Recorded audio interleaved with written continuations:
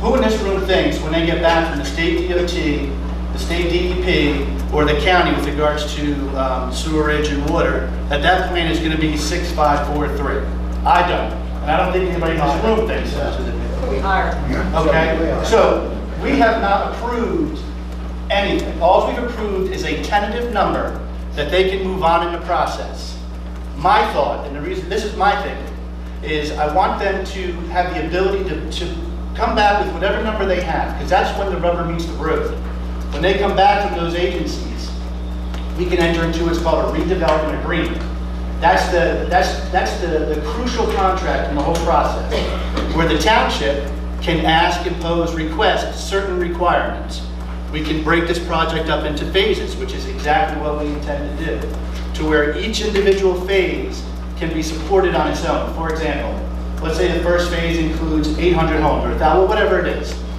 That unit, that first phase, would have to be able to function within the town and be a net positive for the town for a number of different taxes, socially, traffic-wise. It would have to individually be able to operate within the town. But that's even if they get back here, okay? So let's go back to the 2004 agreement. Obviously, that was the result of years of litigation. And so the township, the state, Hobson's, they all, and the Pond Lands Commission entered into this agreement for 2,400 age-restricted homes to be built. They can do that tomorrow. They don't have to do a thing here other than put in their application to the planning board, and those will be approved because it's already approved. They can do that. So we're looking at 2,400 age-restricted homes. This is a settlement agreement that can be modified if all the parties agree. Their first step is to come to Manchester Township to see if we will agree to something other than the 2,400 age-restricted homes. This is why I think it's beneficial to go forward. And again, I'm going to speak for the council, they can voice their own opinion, which I know they will.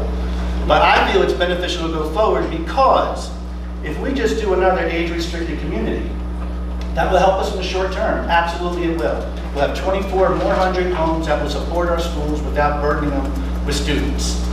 But I don't think that's the solution for Manchester Township because we already are adversely affected by the school funding formula. The number of seniors and senior homes compared to the students says that we can support all these students because we're a rich district. And if you know our town, we are far from a rich district. We're actually in the bottom 10% of average home price and average per capita income.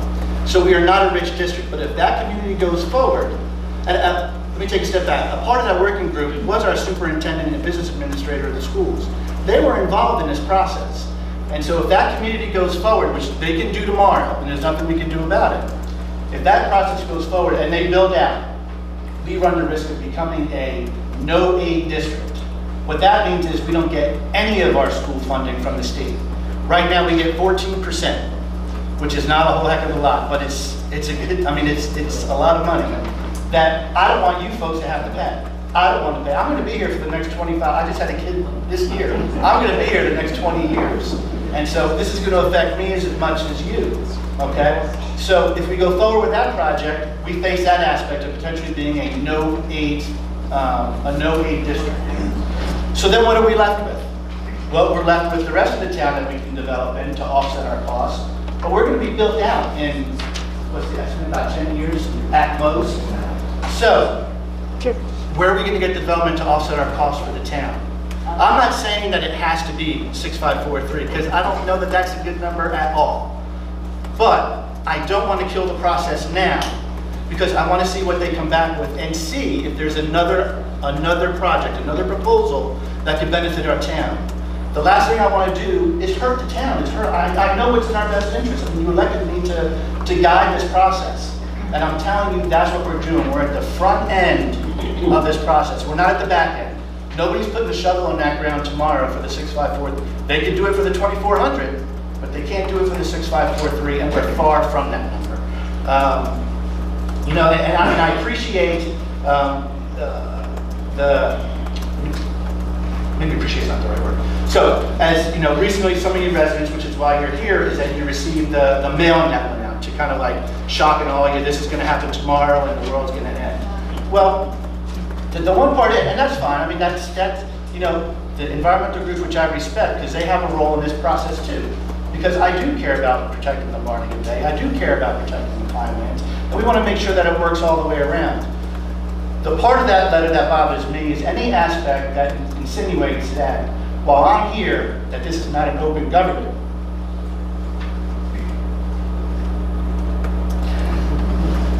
Affects me because they sent a Oprah request for information. We could have denied that request because we had minutes at those working groups. We could have denied it because those are contract negotiations that are not necessarily privy to the outside public. We gave them without objection.